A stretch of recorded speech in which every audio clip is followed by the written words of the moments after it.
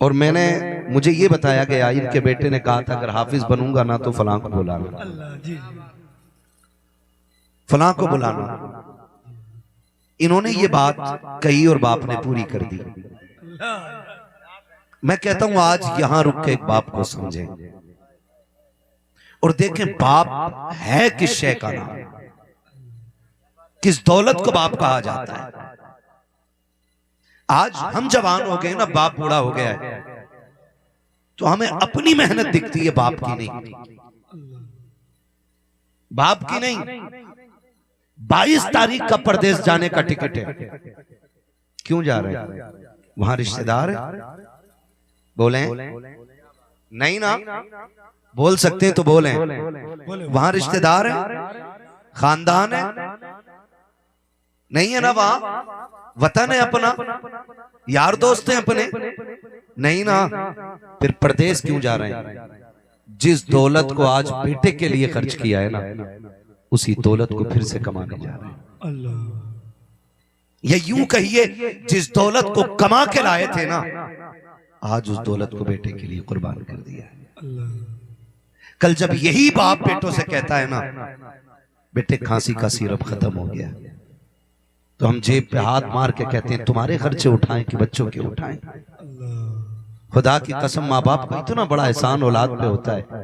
अगर अपने बदन की खाल का जूता बना के भी बाप को पहना दो ना, तो उसकी कुर्बानियों का बदला पूरा नहीं हो सकता, उसकी कुर्बानियों का बदला पूरा नहीं हो सकता है। बाप कितनी बड़ी दौलत है। जानते हो क्या कमी है मेरे नबी के आंगन में? रब ने सब कुछ ही तो दिया है। बरेली के इमाम ने कहा मालिक के कौनैन हैं गो पास कुछ रखते नगे, दो जहां की नेमतें हैं उनके खाली हाथ में, ये बरेली के इमाम ने कहा, और सब कुछ रब ने उनकी गोद में रखा है। लेकिन जानते हो माँ बाप होते, माँ बाप होते। मेरे नबी के चचा जब कभी पीछे चलते थे ना, तो हुजूर बाजू पकड़ के बगल में लाते थे और कहते थे चचा पीछे ना चला करो, तो वो गर्दन झुका के कहते थे तेरे कदमों पे कुर्बान जाऊं, तू पीछे की बात करता है। महबूब कहते थे सुना है तुम्हारा चेहरा मेरे बाप अब्दुल्ला से मिलता है, जब तुम मेरे पीछे चलते हो तो लगता है मैं अब्दुल्ला के आगे आगे जा रहा हूं। खुदारा समझे जरा, आज जरा सी काबिलियत आ जाए ना हम में, तो यही बाप जो बरसों बरस परदेश में काट देता है, हम इससे कहते हैं तुम क्या जानते हो, चुप रहो, तुम क्यों बोल रहे हो, तुम्हें क्या पता है। कभी ये जवाब न देना, वरना इसकी 10 बरस की मेहनत पे पानी फिर जाएगा। इसे नाज होता है मैंने मजदूरी करके बेटा पाला है, इसे नाज होता है मैंने हलाल के लुक़मे खिला के बेटा पाला है। और आपसे गुजारिश करता हूं नौजवानों बच्चों, अपने बाप को कभी कमाई का ताना मत देना, कभी ताना मत देना। कई बार शान मोहम्मद भाई बापों ने यह शिकायत की है कि मेरे बच्चे को मेरे काम से नफरत है, और कई बच्चों ने यह कहा है कि हमारा बाप ऐसी मजदूरी करता है, हमारे रिश्तों में रुकावट आ रही है। मैं कहना चाहता हूं यार, तुझे क्या लगता है रिश्ते तेरी तदबीर से जुड़ते हैं, रिश्ते तेरी तहकीक से जुड़ते हैं, रिश्ते तेरी काबिलियत से बनते हैं, रिश्ते तेरी दौलत बनाती है। खुदा की कसम जोड़ों के फैसले तो रब ने कर दिए हैं, अब मिलने के रास्ते अलग होते हैं। कभी ऐसा नहीं होता कि 6 महीने रिश्ते तलाश किए जाते हैं, कई जिलों में ढूंढा जाता है, पड़ोस में लड़की मिल जाया करती है। मैं पूछना चाहता हूं क्या तुम्हें पड़ोस में नजर नहीं आया तो कहना यह पड़ता है हम कितना भी ढूंढते रहे, होता वही है जो खुदा चाहा करता। नारे तकबीर, नारे रिसालत, हजरत अल्लामा मौलाना मुफ्ती हम्माद रजा साहिब क़िबला। तवज्जो है सारे लोगों को। कई बार कहते हैं अब्बा भट्टे पे काम करने न जा। हम लोगों से क्या जवाब दें, हमारा बाप भट्टे पे काम करता है, हम क्या कहें, हमारा बाप ठेला लगाता है, हमारा बाप रिक्शा चलाता है। मैं कहता हूं जबान को लगाम दे, अगर तेरे बाप ने भट्टे पे ईंटें उठा के पाला है, रिक्शा चला के पाला है, तो उसको गुर्बत का ताना न देना, तो रात के सन्नाटे में उसके सरहाने बैठ और उसके कंधे दबाना शुरू कर। अब्बा तेरा एहसान है, तूने पसीने में भीगे हुए कपड़ों की कमाई खिलाई है, किसी के खून में डूबे हुए लुकमे नहीं खिलाए। एहसान है उसका कि तुम्हें हलाल के लुक़्मे खिलाने में उसने ईंटें ढोई हैं, उसने मजदूरियां की, उसने लोगों के ताने सहे हैं, उसने लोगों की गालियां खा के तुम्हें हलाल के लुक़्मे खिलाए हैं। आज तुम्हें उसके रिश्ते पे शर्म आती है? आज तुम्हें वो गरीब बाप बोझ लगता है? आज तुम्हें उसे बाप कहने में शर्म आती है? कलेजा तो तब फटा जब एक बाप ने रोते रोते कहा था, मौलाना उस बेटे के लिए क्या हुक्म है जिसने अपने बच्चे की शादी पे बाप को घर से बाहर भेज दिया हो। ये मैं कोई अखबार आपको नहीं सुना रहा हूं, लोग मुझसे हवाले मांगते, मैं कहता हूं हर एक का सीना चीर के देखो। खुदा की कसम समाज में गम फैला हुआ है। ये जो महफिल में उतरे हुए चेहरे हैं ये तुम्हें नहीं बताते हैं कि इन चेहरों के पीछे कितने छुपे हुए गम है, कितने दुखों का इलाज ढूंढने आए हैं ये लोग। कभी देखो तो सही तन्हाई में, कभी गरीबों को वक्त दिया करो, कभी कमजोरों की सुना करो। एक का एक दर्द भरा लहजा मिलता है। उसने आकर के जब कहा था मेरे रोंगटा खड़ा हो गया। मैंने कहा बाबा कहना क्या चाहता है? उसने कहा मेरा बेटा MBBS है। कल उसके बेटे की सगाई थी, रिश्ते वाले आ रहे थे या कोई फंक्शन कोई दावत थी। का उसने मुझसे कहा था अब्बा आज जरा घर मत आना क्योंकि आज VIP लोग आ रहे हैं, जरा तारुफ कराते हुए मुझे गैरत आएगी। उसने रोते रोते कहा था मौलाना तुम्हें क्या बताऊं, जब इस बच्चे की फीस की बारी आई थी मैंने नए जूते नहीं खरीदे थे, इस बेटे की फीस भरी थी। जब फीस की जरूरत पड़ी थी मैंने शौक को कुर्बान किया था, तब जाकर इसकी जेब पे कलम लगा के जब मैंने इसकी जरूरतें पूरी की है तब जाकर इस मकाम पे पहुंचा के मैं कहता हूं गैरत कर, कभी बाप को गुस्से जुदा न करना। अगर तेरी जेब पे कलम लगा के और बाप फटे कपड़े पहनता है उसे धक्का दे के ना निकाल, बल्कि जब VIP लोग आए तो उनमें सबसे पहली कुर्सी अपने बाप की डाल और सबको ये बता सुनो ये वो बादशाह है जिसकी उंगली पकड़ के रब ने मुझे इस मकाम तक पहुंचाया। नारे तकबीर, नारे रिसालत, मसलके आला हजरत, अजमते वालिदैन, बरकते वालिदैन। जिंदाबाद मुफ्ती साहब, बहुत जवाब नहीं माशाल्लाह। क्या कहें? क्यों कहते हो ऐसे? मैं खुदा की कसम खा के कहता हूं, मैं फिर कह रहा हूं और अक्सर कहता हूं, नौजवान कह देते हैं कि अब्बा मुझसे प्यार नहीं करता। गलत सोचते हो। मेरे सामने बच्चे भी बैठे, बूढ़े बैठे, मेरे लाल समझना मेरी बात। हम जो ये फैसला करते हैं ना हमारा बाप प्यार कम करता माँ ज्यादा करती है, इसकी वजह सिर्फ ये होती है कि माँ जल्दी रो देती है और बाप जल्दी रोता नहीं है।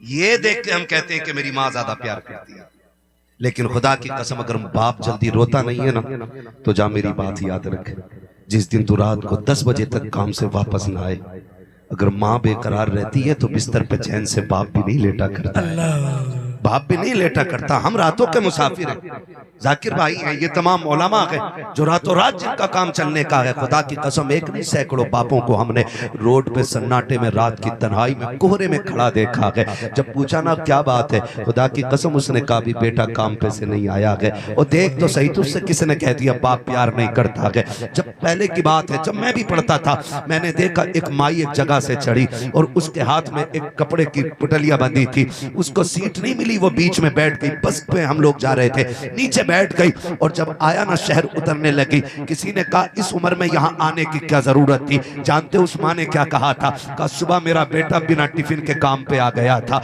मैं घर पे चाय ना पी सकी, अपने बच्चे के लिए काम पे यहाँ रोटी लेकर के आई हूँ। मैं पूछना चाहता हूँ इन माँ बापों की कुर्बानी का बदला कौन दे सकता है? कौन इनकी मोहब्बतों का सिला देगा? आज बीवी ने जरा सा कह दिया तेरे बाप की खांसी से तकलीफ होती है, माँ की आवाज से दुख होता है, तो तुम उसको उठा के जहाज में बैठा के आसमानों पे ले जाते हो और बूढ़े माँ बाप को पलट करके नहीं देखते हो। देखो मेरे हाथ जुड़े तुम्हें खुदा का वास्ता, माँ बाप से बड़ी दौलत तुम्हें कोई नहीं मिल सकती है, ना इनसे ज्यादा तुम्हें कोई प्यार कर सकता है, ना इनसे ज्यादा कोई तुम्हें चाह सकता है। हाँ हाँ, हम दुनिया जानती है जब भी कहीं जाते हैं इंसान खुद से बेहतर हमें खिलाता है, अपने से अच्छी जगह लेटाया करता है। पूछो जाकिर इस्माइली साहब से, बताओ कहां पलकों पे नहीं रखा जाता। लेकिन अल्लाह की इज्जत की कसम जब कभी माँ से बात होती है उसका पहला जुमला होता है बेटे तूने खाया कि नहीं खाया है, कहीं तू भूखा तो नहीं है? मैं पूछना चाहता हूँ ये प्यार तुम्हें कौन देगा? ये मोहब्बतें कौन ला के दिखाएगा? किससे कह देते हो तुम कि तेरे चेहरे से नफरत है? किसका नाम लेके कहते हो? कि तुझे देखना नहीं चाहता। और तुम्हें खुदा का वास्ता इन जातों की इज्जत कर लो। दुनिया खा के एहसान मानती है, ये बिन खाए तेरा एहसान माना करते हैं। मौलवी 500 रुपए लेता है, पीर 50,000 लेता है, तब जाके तुझे निजात की दुआ देता है। ये बूढ़े माँ बाप होते हैं, जब रात को कमर की हड्डी दर्द करती है या कूले दर्द करते हैं या टांगों में ऐंठन होती है, माँ बाप की आंख खुल जाती है। रात के सन्नाटे में कभी अपनी सेहत नहीं मांगी, कभी लंबी जिंदगी नहीं मांगी, कभी रिस्क की बरकत नहीं मांगी। हाथ उठे तो कहा अल्लाह मेरी खैर है, मेरे बेटे को सलामत रखना है, मेरे लाल को सलामत रखना है। सुनो, पैसे लेकर के दुनिया दुआ देती है, बगैर लालच के जो दुआएं देते हैं उन्हीं जातों को माँ बाप की जात कहा जाता है। नारे तकबीर, नारे रिसालत, मसलके आला हजरत, अजमते वालिदैन। खुदारा इनकी इज्जत करेंगे हम, इनकी कदर करेंगे हम। आज इस दौर में सबसे ज्यादा मजलूम जात माँ बाप की जात है। मुझे कुछ नहीं आता, मैं कुछ भी नहीं हूं, मेरी कोई औकात नहीं, बस इतनी सी हकीकत है। मैंने पहले ही कहा तेरे टुकड़ों पे पले गैर की ठोकर पे न डाल। झड़कियां कहां छोड़ के सदका तेरा। माँ बाप बड़ी दौलत होते, बड़ी दौलत होते। ये प्रदेश काटने वाले लोग अल्लाह इन्हें सलामत रखे, अल्लाह बरकतें दे। और मैं उन बेटों के लिए तन्हाई में भी दुआएं निकलती हैं जो बाप की जिम्मेदारी संभालने के लिए वतन छोड़ देते हैं। बड़ी दुआएं निकलती हैं उनके लिए भी। आसान नहीं होता वतन छोड़ना, मुश्किल होता है। हम लोग परदेसी लोग हैं, हमसे पूछो खुदा की कसम हजार ऐश है, हजार आराम है, किसी चीज की कोई तकलीफ नहीं है। लेकिन जब कभी बेटी या बच्चों का फोन आता है ना, तो दिल करता है सब कुछ छोड़े उड़ के घर चले जाए। हमारा भी जी चाहता है हम अपनों के बीच में रहे, मगर खुदा की कसम सुने, ये जो सब कुछ छोड़ के ना वतन छोड़ जाते हैं, कभी इनके साथ बुरा ना करना, कभी इनके साथ ना इंसाफी ना करना। परदेश कितनी भी अच्छी जगह है ना, तो है परदेश, परदेश है। मुझसे किसी ने कहा कि 22 तारीख को जाएंगे और फिर कम से कम 2-3 साल का सफर है। मैं सोचने लग गया, या अल्लाह, ये जिगर बाप के सिवा और किसका हो सकता है? ये जिगर बाप के सिवा और किसका हो सकता है? क्यों ये वतन छोड़ रहे हैं? क्या इन्हें माँ प्यारी नहीं? क्या इन्हें बाप प्यारा नहीं? क्या इन्हें अपनी फैमिली प्यारी नहीं? ओ यार, खुदा की कसम, जिस आंगन में बकरे 4 दिन बंध जाते हैं, उन जानवरों को आंगन अच्छा लगने लगता है, तो फिर वो इंसान जिसकी जिंदगी जिस आंगन पे गुजर गई हो, फिर वो उस वतन को छोड़े तो कितना मुश्किल होगा, कितना मुश्किल होगा। लेकिन फिर भी ये वतन छोड़ जाते हैं। क्यों? हमारी दुख में कट जाए, मगर हमारी औलाद की सुख में कटनी चाहिए। सिर्फ इसलिए कि हमारी औलाद की सुख में कटनी चाहिए, इसलिए जिंदगी काट दी पूरी प्रदेश में। और फिर भी बच्चे अगर ये कहें अब्बा तुमने हमारे लिए किया क्या है, तो इस बाप को हार्ट अटैक नहीं आएगा तो क्या होगा? बताओ, इस बाप को हार्ट अटैक नहीं होगा तो क्या होगा? लोग कहते हैं कि नहीं, 50 साल हो गए तो खून गाढ़ा पड़ गया था। वो भाई, इसका खून तो आखिरी सांस तक गाढ़ा नहीं पड़ सकता, इसलिए कि इसने ईंटें उठा के मजदूरी इतनी गाढ़ी की है। नहीं पड़ सकता आखिरी सांस तक खून गाढ़ा। लेकिन फिर भी क्यों ये खून गाढ़ा नहीं पड़ा? जब अपने ही बच्चे अपने बाप से कहते हैं कि तुम्हें देखें या औलाद को देखें, तब उसे अपनी कुर्बानियां रुला देती हैं। एक सेकंड के लिए पूरे बदन का खून रुक जाता है। फिर जब दूसरे सेकंड में खून तोड़ना चाहता है ना, तो कहीं ना कहीं खून में गांठ बन जाती है, और वो चलते चलते जब दिल की नस को आके ब्लॉक करती है, तो तेरा अकड़ना उस बाप की मौत का सबब बन जाता है। तुम कहते हो बुढ़ापे ने मार दिया, बुढ़ापे ने नहीं, बाप को तो बेटे के तानों ने मार दिया है। बेटे के तानों ने मार दिया है। आज एक बाप की कुर्बानी आप देख रहे हैं, एक बाप की। और मैं मुबारकबाद पेश करता हूं भाई कि अल्लाह ने एक बेटा दिया है, वो भी हुजूर के दीन के नाम कर दिया है। ये भी बड़ी बात। बेटा एक ही है और गालिबन एक बेटी है, ऐसे ही है ना? सही बोल रहा हूं मैं? एक बेटा है और एक बेटी है। अल्लाह बेटियों के नसीब अच्छे करे। ये भी बड़ा मुश्किल मसला है, बेटियों के नसीब अल्लाह अच्छे करे। और बेटा एक ही है और वो भी दीन के नाम कर दिया, वो भी दीन के नाम कर दिया। इसीलिए मैंने कहा था आपके इलाके में एक और अमीर की इजाफा हो गया, एक और अमीर बढ़ गया है, उसने बेटे को कुरान का हाफिज बना लिया। ये बड़ी जरूरी चीजें होती हैं, इसे समझने की कोशिश करें। हम अगर मुकम्मल तरीके से दीन में आ जाएंगे ना, तो किसी की माँ ने दूध नहीं पिलाया है, बिल्डिंग है तो क्या कोई हमारे छप्परों की तरफ भी देख सके। लेकिन कमी ये हो गई है कि हम मुकम्मल तरीके से मुसलमान भी ना हो सके, मुसलमान भी ना हो सके। मैं आपको मुबारकबाद पेश करता हूँ, इतनी रात को आप बैठे हुए हो, यकीनन ये अच्छी माओं की परवरिश का नतीजा है, जिसने दूध ही हुजूर के दीन के लिए पिलाया है। और आप बिस्तर छोड़ के हुजूर की महफिल में बैठे हो, बड़ी बात है। आखिरत की भी तैयारी कर लेना, ये बहुत ज्यादा जरूरी है। जिंदगानी आमतौर पे 60 और 70 साल आमतौर पे, कोई जी जाए 120 साल तो वो उसके लिए यूं कहिए बोनस।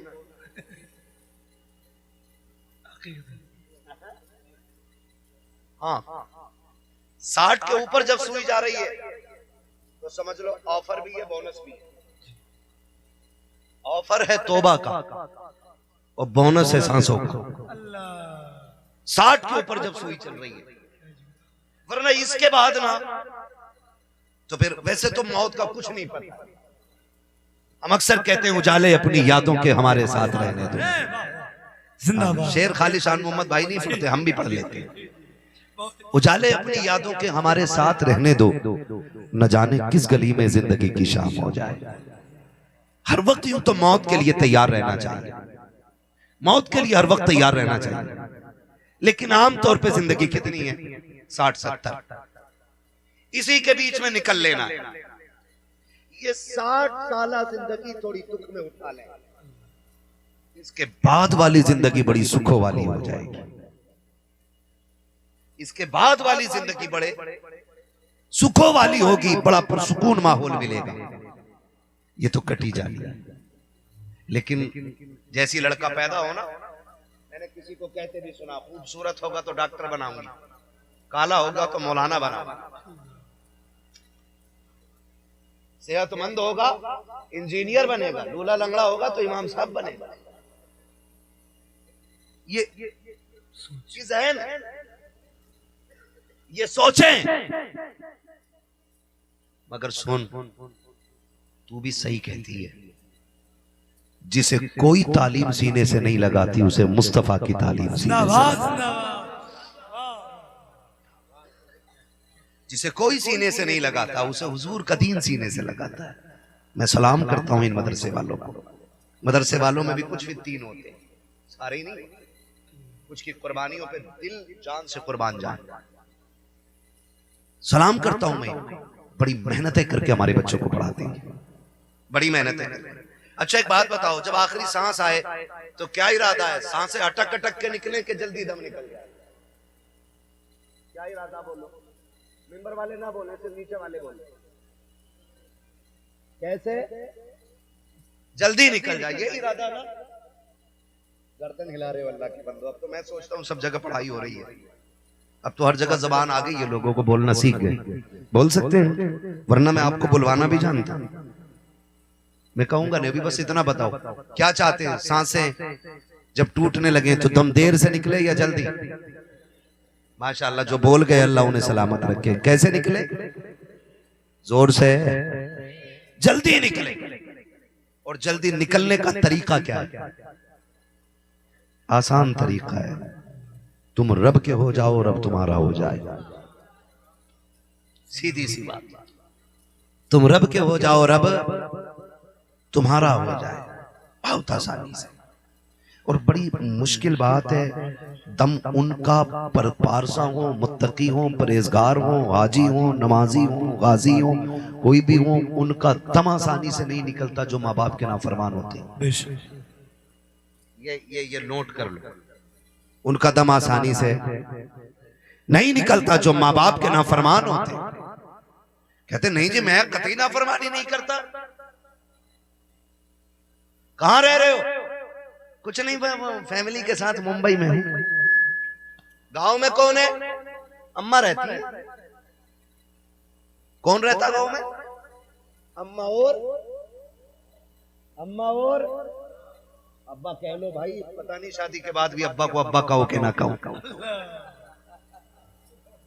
हाँ कुआरे हो तो कह लो, सही कह रहा हूँ हजरत। शादी हो जाना तो कह रहे हम, कोई आके पूछा ना तुम्हारे अब्बा कहाँ के, हाजी जी। तू जवान हो गया ना, अब तो हाजी जी कहेगा, मुखिया कहेगा। बेटा भी अब्बा को प्रधान कह रहा है, अम्मा को हज्जन। वो शर्म कर यार, गैरत कर, उनसे पूछ लफ्ज़े माँ में कितनी मिठास होती है जिनके पास माँ नहीं है। अब्बा कहने को उनका दिल कितना तरसता है जिनके पास बाप जैसी दौलत नहीं है। और तू मुखिया कह रहा है, अब्बा कह रहा है। ये खाली अब्बा को ही अब्बा नहीं कहता, ससुर को खूब जोर से अब्बा कहता। हाँ पड़ोसी जान लेते दामाद आया, अगर ससुर घर में न दिखे ना तो कह रहा अब्बा किधर गए, और सास कहे तुम्हारे अब्बा ठीक है, हाई जी कहाँ ठीक है। अच्छी बात है, उन्हें अब्बा कह रहा, तो मैं ये नहीं कह रहा उन्हें अब्बा ना कहो। हमारे हुजूर ने, हमारा दीन हमें ये कहता है तुम्हारे तीन बाप हैं, एक वो जिसने तुम्हें तालीम दी, एक वो जिसने तुम्हें पैदा किया, और एक वो जिसने तुम्हें बेटी दे दी। तीनों की खूब इज्जत करो, ये हमारा दीन सिखाता है। लेकिन किसी को छोड़ के किसी की इज्जत नहीं करनी, किसी को छोड़ के किसी की इज्जत नहीं करनी है, सबकी इज्जत खूब करनी है। तो घर पे कौन रहता है? अम्मा। जिन्हें शर्म नहीं आ रही वो बोले, अगर अपने अब्बा की औलाद हो बोलो, और अब्बा के भी अब्बा हो तो कतई मत बोलो। ऐसा लग रहा है जैसे बेटे को अब्बा कहलवाया जा रहा है। बोल सकते कौन रहते घर पे? और कहता मैं पूछ के आया था, हमने अम्मा से कहा अम्मा हम चाहते हैं बच्चे अपने साथ रखें, तो अम्मा ने इजाजत दे दी। तो मैंने कहा पगले वो माँ है, वो तो दिल निकाल के खुशी खुशी दे देती है, तू इजाजत की बात कर रहा है, तू इजाजत की बात कर रहा है। वो जरूरत पड़े तो बेटे को दिल दे देती है, क्या दुख नहीं होता उसे दिल निकाल के देने में? होता है ना, दुख होता है। तो दुख था तो फिर इजाजत क्यों दी? मैंने कहा सुन, जब तू बचपन में पेशाब कर देता था ना बिस्तर पे, तो तकलीफ तो होती थी ना गीली जगह पे लेटने पे, लेकिन फिर भी तुझे सूखे में लेटाया, वो तेरे भिगाए हुए बिस्तर में लेटी रखी। पूछना वो क्यों लेटी रहती थी? ताकि मेरे बेटे को तकलीफ ना हो। जब तूने ये कहा परदेश जाना चाहता हूँ, अम्मा इजाजत चाहिए, माँ ने तुझे इजाजत दे दी, तो तुझे क्या लगता है उसे दुख नहीं हुआ? और तुम्हें खुदा का वास्ता, जब ये जवान थे तो तन्हाई में गुनगुना के वक्त काट लेते थे, काम में वक्त कट जाया करता था। आज बुढ़ापा आ गया, कुछ खा भी नहीं पाते हैं, लहजे भी साफ साथ नहीं देते हैं, सांसें भी रुक रुक के चलती हैं। आज इन्हें तन्हाई नहीं, आज इन्हें तेरे साथ की जरूरत है। तू आके परदेश में कहता है कि मैं पैसे कमाने आया हूँ। दौलत कमाना आसान होता है, लेकिन मुश्किल होता है अपने माँ बाप का साथ देना। इनके साथ वक्त गुजारा करो। तुम नहीं जानते हो प्यारे, जब बच्चे दूर चले जाते हैं, माँ बाप तन्हा घर के अंदर होते हैं और उन्हें तेरी याद आती है, वो चाहते हैं तुझे बेटा कह के आवाज दें, तो माँ कभी दीवार से बातें करती है,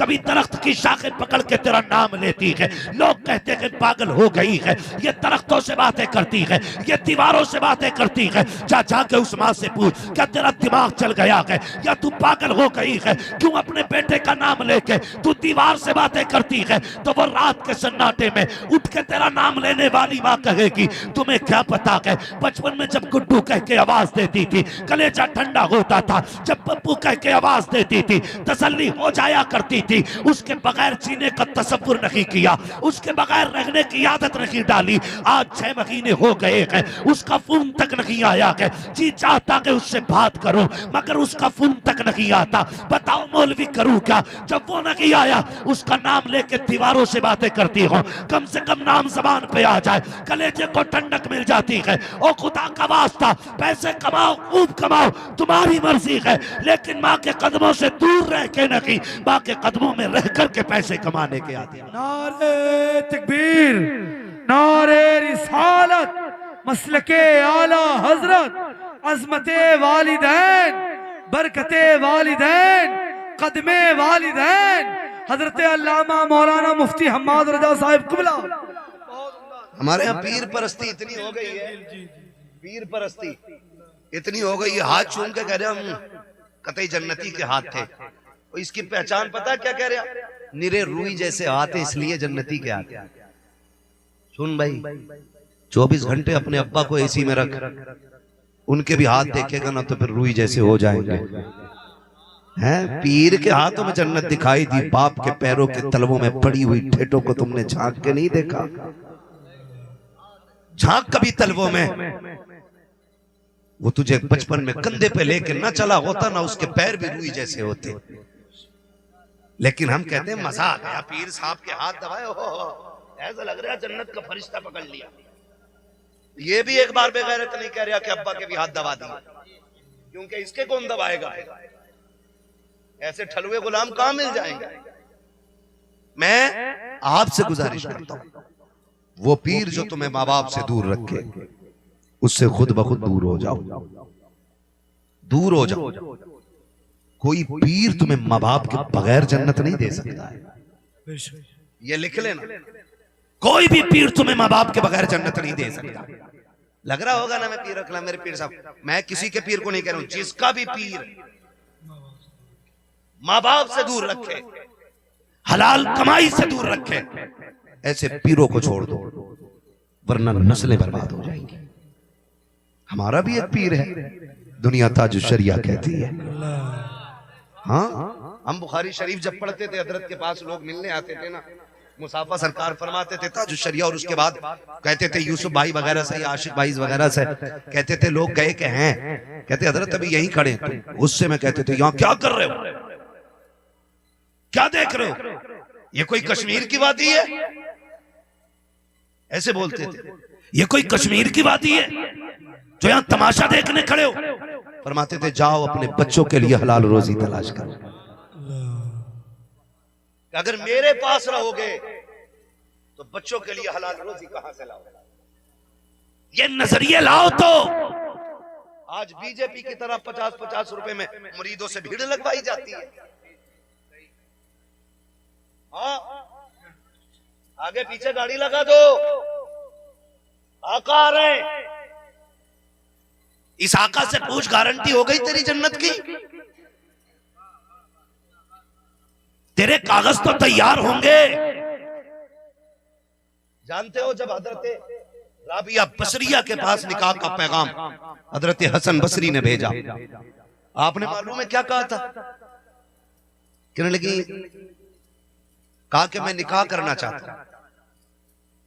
तो आपने फरमाया इतनी फुर्सत है आपको, आप निकाह करेंगे? नीचे लिखा था सुने ना, निकाह की दावत हम कबूल कर लेंगे, बस जरा चंद सवालों के जवाब दे दें। कौन कह रहा? राबिया बसरिया। कह किससे रही है? हसन बसरी से। हसन बसरी से कह रही है, हसन बसरी निकाह की फिक्र में लग गए हो, बताओ क्या गारंटी मिल गई है कि ईमान पे खात्मा होगा? कोई कागज मिल गया है कि मौत ईमान पे आनी है? का अगर ईमान पे मौत आनी है तो फिर ये बताओ कि ये कोई गारंटी है कि कब्र के सवाल आसानी से पूरे हो जाएंगे? सोचे जरा, हम अपने आप को देखें, ये जुब्बे ये कुब्बे बने फिरे पीरे मुगाम, बांटते फिर रहे हम जन्नत।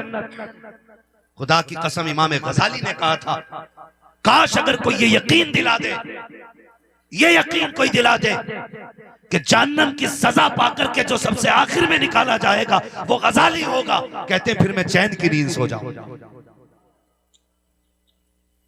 कहते हैं अगर ये भी पता चल जाए कि मैं जहन्नम में जाऊंगा लेकिन फिर निकाल लिया जाऊंगा और आखिर में निकाला जाऊं भले ही, कहते हैं फिर भी चैन से सो जाऊंगा। आज हमारे नफ्स देखें, जातियात देखें हमारे, जब तक 2-4 लोग हमारे खुतबे ना पढ़े हमें मौज ही नहीं आती।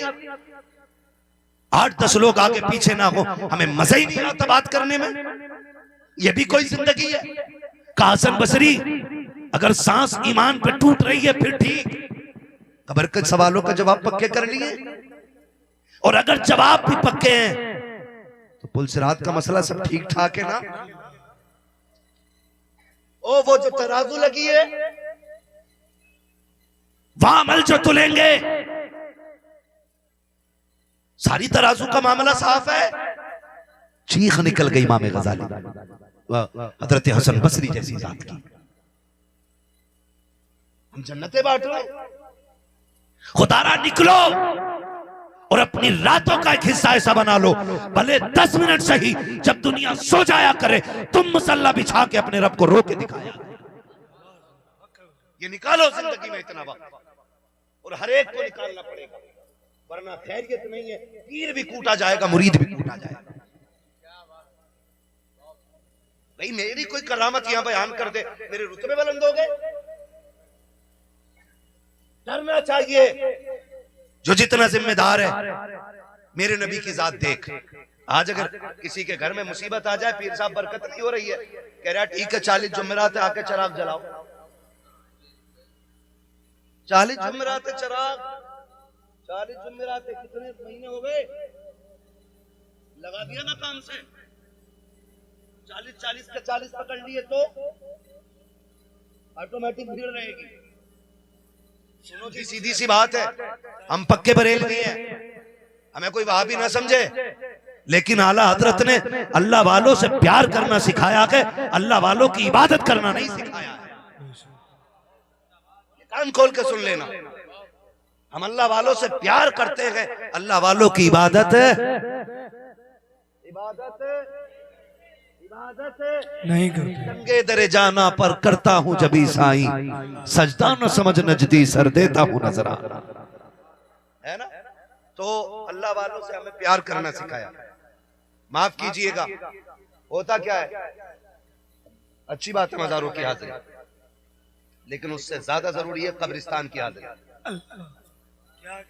कब्रिस्तान की हाजिरी, कब्रिस्तान साल में 2 बार जाता है, शबे कदर पे और नहीं जी शबे बरात,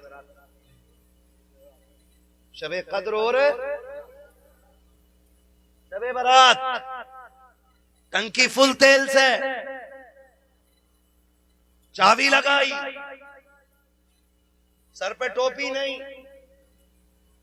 हाथ में तस्वीर नहीं, चाबी लगाई, बटन खोले, हुर किधर जा रहा? मैं पता मौलाना आज रत जगह है। रत जगह का मतलब देखो, किधर जा रहे हो? वहां जा रहे हो, उस वाले मजार पे। क्या करेगा? जागना है रात भर।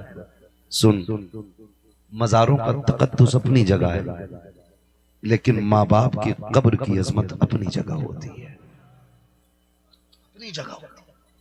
खूब चक्कर लगा रहा, हुर हुर हुर, कह रहा मौलाना पूरे 3 बजे सोया जाकर, फजर में उठा, पता ही ना चला, क्योंकि रात भर जागा था ना, इसलिए फजर गायब, क्योंकि रात भर जागा था। हमारी कौम बहुत माशाअल्लाह इतनी सीधी कौम है, शब कदर आ गई ना तो सारी कब्रों की घास खो देंगे और कुछ चूना फेर देते, जनरेटर लगाएंगे, पूरी लाइट लगाएंगे, और लाइट लगा के अब्बा की कब्र के बिल्कुल बीच सीने पे अगरबत्ती ठोकेगा। वो भाई इन उलमा से पूछो, आग को कब्र से और कब्र को आग से दूर रखना चाहिए। बीच सीने पे मुट्ठी भर के पूरी लगाई है और दूर से फोटो खींच रहे कब्र का। कह रहे हमारे यहाँ के कब्रिस्तान देखो, आज शबे बरात है, आज शबे कद्र है। मैं आपसे पूछना चाहता हूँ, जरा बताओ तो सही, ये वजह क्या है? मालूम है ये जिहालत की वजह है, हमारी नाइल्मी की बुनियाद है। हम कभी मदरसे नहीं गए, हमने कभी इल्म नहीं सीखा, उसकी वजह यह है कि हमने कब्रों पे चूने फेरे, हमने मज़ारों में हमने जाके कब्रों पे लाइटें लगाई, हमने उनके सीने पे रख के अगरबत्तियां जला दी। खुदा के वास्ते जरा समझने की कोशिश करना। ओ मेरे भाई, जो तुम कब्रिस्तान में लाइटिंग करते हो, कभी पूछा कभी कब्र वालों से, बताओ तुम्हें इस लाइट से कितना फायदा मिला है? इस रोशनी से कितनी राहत पा रखे हो? बताओ तो सही। अगर तुम पूछोगे उनकी कब्र से आवाज आएगी, नादान एक नहीं 1 लाख लाइटें ऊपर लगा दे, हमें इसका कोई फायदा नहीं है। तू चूना फेर या रोड बना, झाड़ू लगा या सफाई कर, हमें उससे कुछ मिलने वाला नहीं है। अगर हमारी राहत के लिए तू कुछ करना चाहता है तो कुरान की चंद आयतें हमें पढ़ के सुना था, ऊपर के उजाले से तुझे फायदा होगा, कुरान की तिलावत से हमें फायदा हो जाएगा। मगर ये कब होगा? जब बेटे कुरान पढ़ेंगे, जब बेटे कुरान पढ़ेंगे। जब बेटा टिकटॉकर है, रील बना रहा है, उसे कुरान कौन पढ़ाएगा? जिब्रील? बताओ मुझे। ये दीन से दूर रहने की कमी है। हमने देखा है और तुमने भी देखा होगा, आपने भी ये चीज देखी होगी कि जब लोगों का दम निकलने लगता है ना तो घर वाले भागते हैं। हाफिज जी हैं? हाफिज जी हैं क्या? ना क्यों? क्या अब्बा की सांसें अटक रही? अब्बा की सांसें अटक रही है। सुने, मजाक ना समझे इसको, सीरियस लें। ये सभी के साथ होना है। मौत ख्वाब नहीं है, हकीकत है। मरना है सभी को। अब्बा की सांसें अटक रही हैं। 3 घंटे तक हाफिज नहीं मिला। 3 घंटे तक इंसान हुचर हुचर करता रहा। 3 घंटे तक। काश तूने अपने बेटे को हाफिज बनाया होता, काश तूने बेटे को कुरान दिया होता। खुदा की कसम खा के कहता हूँ, अगर तू बिस्तर पे गिरता और वो बिस्तर तेरा बिस्तर मर्ज है तो अल्लाह तुझे इस तिलावत के सदक़े में शिफा दे देता, और अगर वो बिस्तर तेरा बिस्तर मर्ग है तो फिर अल्लाह इस तिलावत के सदक़े में तेरी रूह आसानी से निकाल देता। लेकिन ये कब होगा? जब आपके बेटों को कुरान आता होगा, जब आपके बेटे को दीन से शगफ होगा, जब आपने अपने बच्चों को मदरसे भेजा होगा। ये सबसे बड़ा काम है। खुदा की कसम, दुनिया की दौलत इकट्ठा करना कमाल नहीं है, अपने बच्चों के सीने में कुरान की दौलत डाल देना ये सबसे बड़ा कमाल, ये सबसे बड़ा कमाल होता है। तो पढ़ाएंगे इंशाअल्लाह अपने बच्चों को, इंशाअल्लाह पढ़ाएंगे इंशाअल्लाह। हमारे मारेरा शरीफ का एक पैगाम है, आधी रोटी खाएंगे बच्चों को, आधी रोटी खाएंगे बच्चों को पढ़ाएंगे। तालीम पे सबसे ज्यादा गौर करें, पढ़ाएं। और कुरान, आज क्या वजह है? एक घर के अंदर 9 मेंबर हैं, कुरान 2 ही है। कुरान 2 ही है। एक अम्मा के जहेज में मिला था, एक दादी के जहेज में। हर साल नए मॉडल का मोबाइल आ सकता है घर में, लेकिन जिंदगी में कभी कुरान के हदिये की फुर्सत नहीं मिली। ये सच कह रहा हूं मैं। 9 मोबाइल, 5 लोग हैं तो 9 मोबाइलों को फुर्सत नहीं। 9 बंदे हैं, 2 कुरान है। सालों साल बीत गए, कुरान खोला ही नहीं गया है। फिर पूछते हो बरकत नहीं हो रही है? पीर साहब बरकत नहीं हो रही है? और पीर साहब भी नहीं पूछता कुरान पढ़ा जा रहा है कि नहीं घर में, नमाज के मुसल्ले बिछ रहे कि नहीं घर में, वो भी नहीं पूछ रहा है। वो भी सीधा कह रहा है ठीक है बता तावीज कौन सा वाला देना है, 786 वाला देना है या 1100 वाला देना है? और पक्का बरेलवी है तो कह रहे फिर आला हजरत की निस्बत से दे दो। क्या निस्बतें निकाल निकाल के तावीज बेच रहे, बेच भाई तेरी मर्जी है। वो उसको उजरत देना जायज है, तावीज पे नाजायज नहीं है। मगर मेरा कहने का मतलब यह है, खाली तावीज में ना उलझा कौम को। अगर ये तेरे पास आए हैं और ये सोच के आए कि इसके पास इलाज मिलेगा, तो फिर अपने बच्चे को कह, सामने वाले से कह, सुन तावीज मैं दे रहा हूं, कुरान पढ़ना तेरा काम है, ये सिखाओ। फिर जब कुरान पढ़ते ना लोग, फिर अल्लाह बरकतें अता फरमा देता है। और अगर कुरान ना पढ़ा गया ना तो पूरा तावीज नहीं, पीर लटका लो गले में रस्सी डाल के, पीर लटका लो, कुछ नहीं मिलने वाला भाई साहब। इसलिए कि पीर भी तभी देता है जब खुदा मेहरबान होता है, जब खुदा मेहरबान होता है। लेकिन हमारी तो एक सीधी सी बात है, हम तो एक बात जानते हैं, एक सीधी सी बात हम ये जानते हैं कि ये काम ना होगा ना तो जाकिर साहब से 25,000 उधार ले लेंगे, उन पे नहीं मिलेंगे तो फला मौलाना से ले लेंगे, शान मोहम्मद से ले लेंगे, वहां शकील से ले लेंगे, फला से ले लेंगे। ये हमारी प्लानिंग दिमाग में चलती रहती है। लेकिन रब ने कुरान में कितनी बड़ी दौलत दी है। फरमाया गया जिसमें घर में बरकत ना हो वो सूरह वाक़िया पढ़ना शुरू कर दे, अल्लाह उसके घर में बरकतें नाज़िल फरमा देगा। सूरह वाक़िया पढ़ना शुरू कर दो, अल्लाह बरकतें अता फरमा देगा, लेकिन नहीं पढ़ते ना, क्योंकि आती ही नहीं। नौजवानों, एक बात बताऊं, बड़ा अफसोस होगा एक दिन जब उम्र गुजरने लगेगी और ख्याल आएगा एक ही कुरान था और वो भी ना पढ़ सके, बहुत रोओगे। कल रोने से बेहतर है आज फिक्र कर लो और कुरान के आदी बन जाओ, कुरान के आदी बन जाओ। पढ़ना नहीं आता तो देख तो सकते हैं ना, अल्लाह ने आंखें दी है ना, देख सकते हैं ना। सुबह काम पे बाद में निकला करो, कुरान पहले देख लिया करो, कुरान देख लिया करो।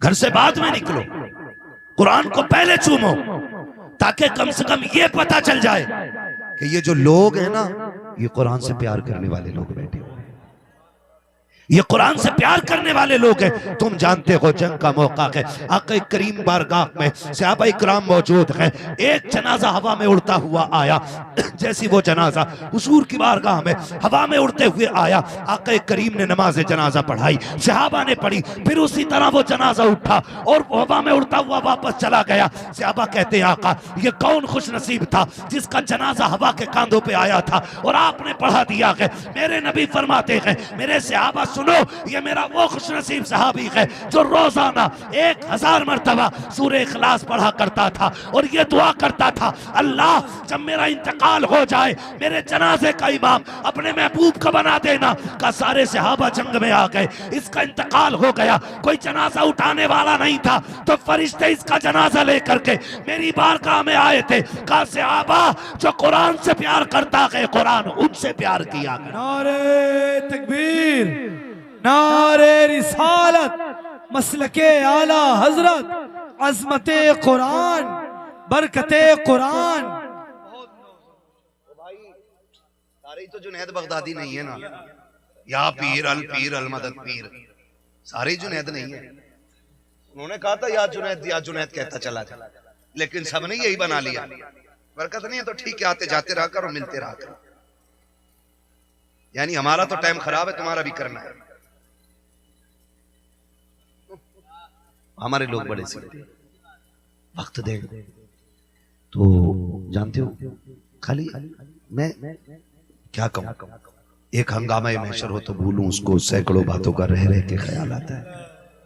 मैं सिर्फ अभी माँ बाप की कुर्बानियों पे बात कर रहा हूं, इसके अलावा बहुत सारे दर्द बिखरे हुए हैं समाज में, जिसको ना छेड़ो ना बस वही सुकून में, जिससे आप पूछ लो क्या हाल है वही टूटा हुआ है।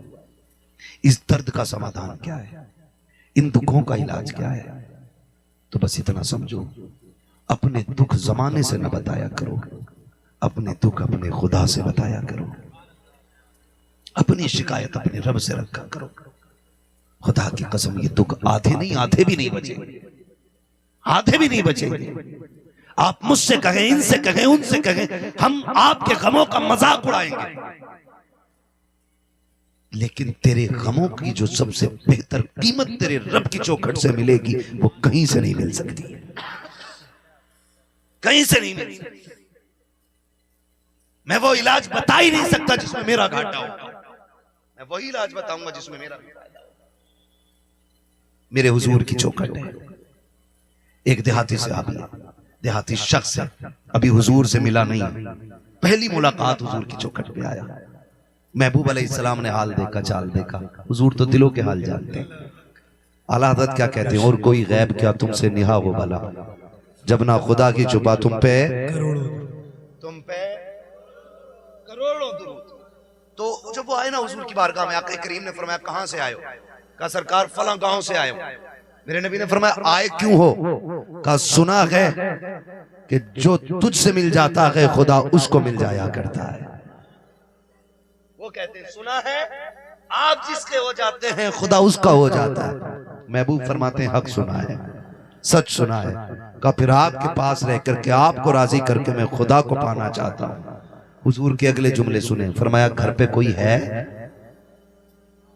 उन्होंने कहा जी। किसे छोड़ा घर पे? कहा बूढ़े माँ बाप। इजाजत दे दी उन्होंने? कहा हुजूर मैं आ रहा था तो वो रो रहे थे, तो मेरे महबूब ने फरमाया जा, मुझे राजी करने आया है, घर वापस चला जा। जिन्हें रोता हुआ छोड़ा है उनके लबों पे मुस्कुराहट दे दे। अगर माँ बाप राजी हो गए तो समझ ले मैं राजी हो जाऊंगा, और जिससे मैं राजी हो जाऊंगा उससे मेरा खुदा राजी हो जाएगा। हुजूर कहाँ भेज रहे हैं? और हजूर कहां भेजा? हुजूर ने कहां भेजा और हजूर ने कहां भेजा? न जाना हजरत जाहिद के तस्बीह हो मुसल्ला पर बड़े पहुंचे हुए हजरत हैं, इनको हम समझते हैं। भाई तो रिश्ते निभाने की कोशिश करें। एक बाप अपने बच्चे को बनाने संवारने में पूरी जिंदगी लगा देता है, पूरी जिंदगी लगा देता है। आपने देखा नहीं है? दरख्त लगाया कभी घर में? बोले लगाया कभी? पौधा तो बकरियों से हिफाजत, भैंसों से हिफाजत, गाय से हिफाजत, उसे बचाने के लिए ईंटों का वो लगा देते, क्या बोलते हैं, तामा,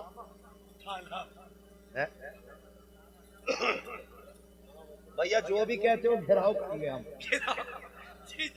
ठीक है जी, सबकी बात हो जाए। घेराव, एक घेराबंदी कर दी जाती है, ईंट लगा दी जाती है ताकि कोई बकरी इसके पत्ते ना नोच सके, कोई जानवर इसे खा ना सके।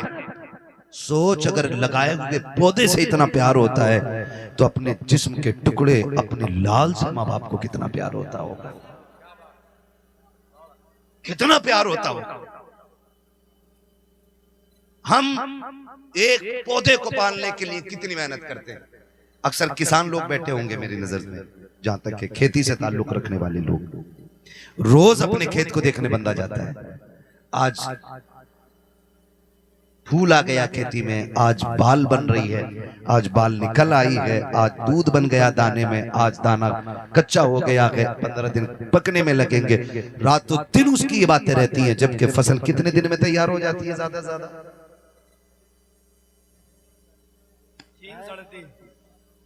4 से 5 महीने तक, ज्यादा से ज्यादा 5 महीने लगते हैं एक फसल को तैयार होने में। उसको जाकर के किसान कितनी मर्तबा देखता है, कभी मिट्टी चेक करता है, कभी पत्ता तोड़ के लाके दिखाता, देखिए पीला क्यों पड़ रहा है, इसकी दवा कौन सी होगी, कोई स्प्रे दे तो स्प्रे कर रहा है, कोई पानी में दवा डाली जा रही है, कोई जमीन पे दवा डाली जा रही है ताकि फसल अच्छी हो सके। जरा सोच तो सकी, अगर किसान को अपनी 5 महीने की फसल से इतना प्यार है तो 18 साल के नौजवान से बाप को कितना प्यार होता होगा। जरा सोचो तो सकी, एक बाप बच्चे को किस तरह पाला करता है। हम अपने आंगन में लगे पेड़ के नीचे, जब खुद के लगाए हुए पेड़ के नीचे बैठते हैं तो एसी से ज्यादा मजा आया करता है, क्योंकि उस पेड़ को हमने लगाया है। अब मैं बेटों से बात कहना चाहता हूँ, खुदारा कभी बाप के दर्द को समझने की कोशिश कीजिएगा। सिर्फ ये कि बाप ऐसा नहीं है, मेरा बाप भी ऐसा है, आपका बाप भी ऐसा है, आपका बाप भी ऐसा है। हर बाप को बेटे की तरक्की से खुशी होती है, हर बाप बेटे को कामयाब देखना चाहता है, हर बाप को बेटे की तरक्की और कामयाबी पे फख्र हुआ करता है। किसी भी बाप को बेटे की तरक्की से दुख नहीं होता है। यार बाप की कहानी होती है, लेकिन बेटे को समझना चाहिए, जब एक दरख्त को बंदा ये सोच के लगाता है कि ये बड़ा हो जाएगा, इसके साए में लेटने मिलेगा, इसके नीचे बैठना मिलेगा, तो अगर एक पेड़ से ये उम्मीद की जा सकती है तो बाप ने बेटे से कौन सी उम्मीद न लगाई होगी। आज कह दिया करते हो तेरी दवा का पैसा नहीं है, खुदा की कसम दे तेरी उंगली पकड़ के चलता था, कहता था मेरे बुढ़ापे की लाठी गई है। जब तू इसके कंधे पे बैठा करता था तब बाप कहता था मेरा सहारा गई है। जब तू इसकी उंगली पकड़ के कभी बाजार जाता था तो बाप कहता था जब दुनिया ठुकराएगी यही मुझे सीने से लगाएगा। कितनी हसरतों से तुझे बाप ने पाला है। खुदा के वास्ते कभी ताने ना देना, उनकी आंख के आंसू की वजह ना बनना, अगर बन सको तो बाप की मुस्कुराहट की वजह बन जाना। इसलिए कि सिर्फ सजदों से खुदा राजी नहीं होता, बल्कि बाप की मुस्कुराहट से खुदा राजी हो जाया। राजी में हर बेटे के ऊपर वो बाप की इज्जत करे, वो बाप की कदर करे। ये तो बच्चों पे हुकूक थे माँ बाप के, माँ बाप पे भी बच्चों के कुछ हुकूक होते, माँ बाप पे भी बच्चों के कुछ हुकूक होते। बच्चे पैदा हो तो उनका पहला हक यह है कि उनका अच्छा नाम रखा जाए। ये माँ बाप पे हक है बच्चे का कि उसका अच्छा नाम रखा जाए। जोर से कैसा अच्छा नाम रखा जाए। कह रहा ना बच्चे का नाम बता दो मौलाना, हमने कहा मोहम्मद रख दे, उसने कहा कोई और बताओ। जब यहां बात आती है ना कोई और बताओ, तो फिर समझ जाते हैं दीनदारी से इसका कोई लेना देना नहीं है। वरना जानते हो जिसने, हुजूर फरमाते हैं जिसने मेरी मोहब्बत में अपने बेटे का नाम रखा वो कयामत में बाप बेटे दोनों जन्नत में जाने हैं, दोनों जन्नत में जाने। वो कह रहा अच्छा नाम बताओ, कैसे? शाहरुख खान रख दो, वो लड़कियां चलंगी लल्ला, ऊपर तीजा हो रहा होगा, अंदर लठियां चल रही होगी, पता कुछ नहीं है कब्र का। बंद मुंह है, आसान कर लो उसे, जन्नत की क्यारी बना लो। तो बच्चों का पहला हक क्या है कि बच्चों का नाम अच्छा रखा जाए, नबियों के नाम पे, सहाबा के नाम पे, अहले बैत के नाम पे, बुजुर्गों के नाम पे, मुबारक जातों के नाम पे बच्चों के नाम पे। फिर अल्लाह उन नामों का असर जात में पैदा फरमा देता है। दूसरी बात, दूसरा हक बच्चे का यह है कि जब बच्चा होशियार होने लगे तो उसकी तरबियत और उसकी तालीम दीनी माहौल में होनी चाहिए। ये माँ बाप पे बच्चों का हक होता है, माँ बाप पे। और वो मेरे भाई हकीमुद्दीन भाई, माशाल्लाह, अल्लाह ने एक बेटा दिया, और एक बेटा था तो ये भी सोच सकते थे ना इंजीनियर बना लें, डॉक्टर बना लें, मास्टर बना लें, लेकिन खुदा की रहमत मेहरबान रही, फैसला किया कि डॉक्टर इंजीनियर बाद में बनाएंगे, कुरान का कारी पहले बनाएंगे। पूरी जिंदगी पड़ी, अब बन जाए जाके एमबीबीएस, अब बना लो आईएएस आईपीएस, जिंदगी पड़ी है। लेकिन सबसे बड़ी दौलत तो हाथ में आ गई ना, सबसे बड़ी दौलत। कितना भी अमीर बेटा बाप को क्या दे सकता है, लंदन फ्रांस का टिकट है ना, शिमला ले जाएगा गर्मी में घूमने के लिए। लेकिन हाफिज कुरान वो है जो शिमला का टिकट नहीं, माँ बाप को जन्नत का टिकट देता है, जन्नत का टिकट देता है। और ये यहाँ नहीं, मैदान क़यामत में आप देखेंगे अल्लाह हाफिज कुरान के बाप के सर पे जब ताज रखेगा, लोग ऐसे हैरत में देख के कहेंगे ये कोई नबी है, वली है? का ना नबी है ना वली है, का फिर इतना नूरानी चेहरा और इतना खूबसूरत ताज। कहेंगे ये नबी तो नहीं है, लेकिन आखिरी जो नबी हैं उनकी उम्मत के एक हाफिज कुरान का बाप है। अल्लाह जिंदाबाद। इसने बेटे को कुरान पढ़ाया था, अल्लाह ने उस कुरान के बदले में इसके सर पर ताज अता किया।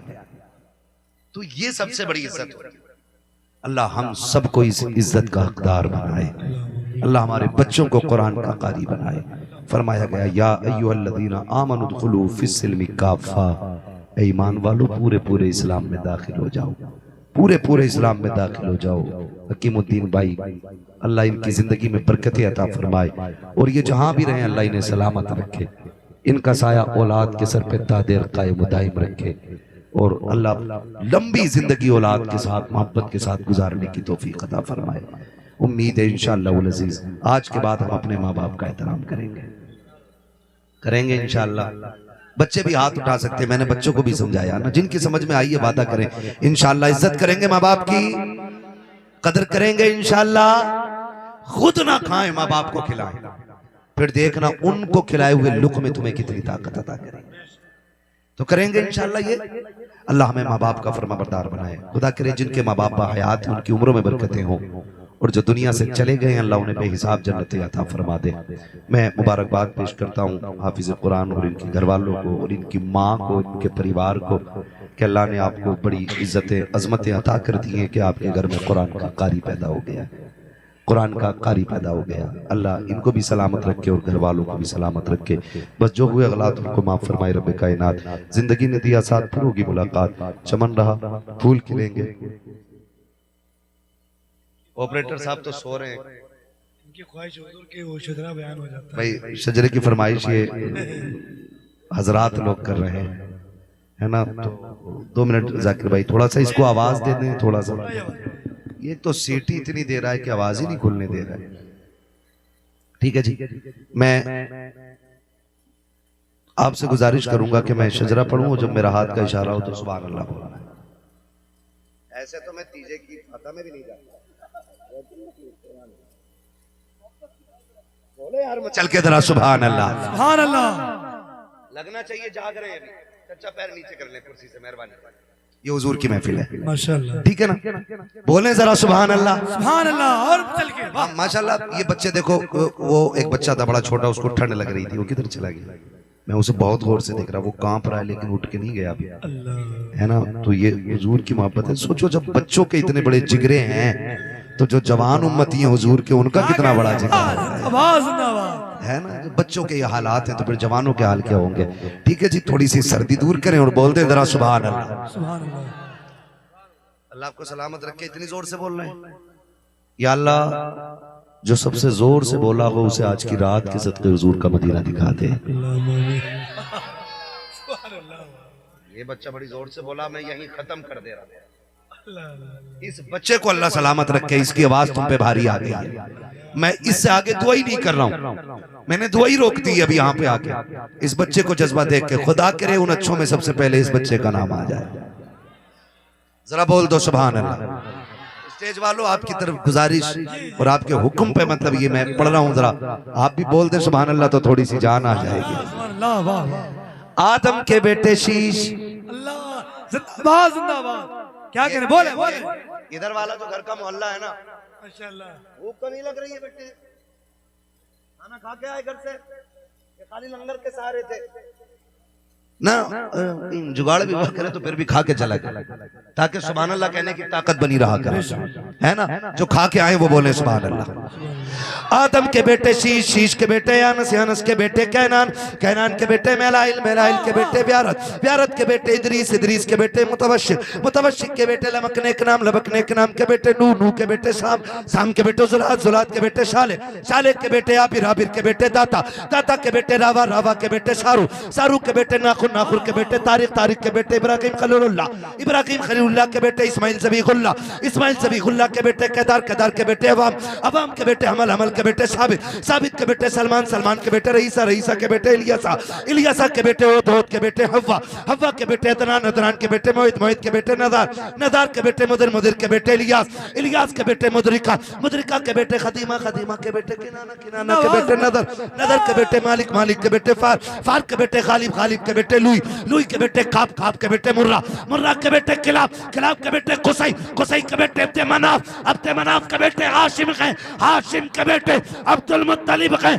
अब्दुल मुत्तलिब के बेटे अब्दुल्लाह हैं, अब्दुल्लाह के बेटे मोहम्मदुर रसूलुल्लाह। नारे तकबीर, नारे रिसालत, मसलके आला हजरत, अज़मते मुस्तफ़ा, बरकते मुस्तफ़ा, शजराए मुस्तफ़ा, हजरत अल्लामा मौलाना मुफ्ती हम्माद रजा साहिब। बस हो गया, गलत उनको माफ फरमाए रब कायनात। जिंदगी ने दिया साथ, फिर होगी मुलाकात, चमन रहा भूल के लेंगे, जिंदगी रही फिर मिलेंगे, मुसाफिर हम भी, मुसाफिर हो तुम भी, किसी मोड़ पर फिर मुलाकात होगी। फकीरान आए सदा कर चले, सदा खुश रहो ये दुआ कर चले। सारे लोग कलमा शरीफ पढ़ लीजिए, ला इलाहा, और जोर से ला इलाहा। देखो ये इतने सारे उलमा खड़े हैं, ये इतने सारे दीन वाले लोग खड़े हैं। अल्लाह करे हमारे कलमे के गवाह बन जाएं और मैदान क़यामत में इनकी गवाही हमारे काम आ जाए, है ना? सब गवाह बना के जोर से पढ़ें, ला इलाहा इल्लल्लाहु मुहम्मदुर रसूलुल्लाह, अस्तगफिरुल्लाह रब्बी मिन कुल्ली।